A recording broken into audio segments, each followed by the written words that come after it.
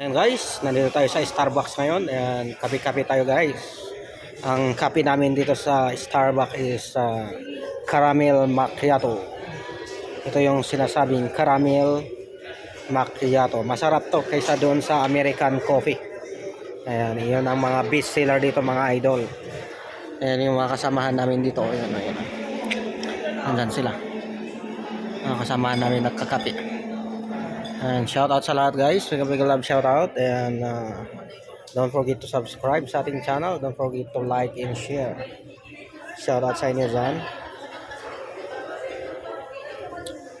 And welcome to Karikawa Vlog, shout out.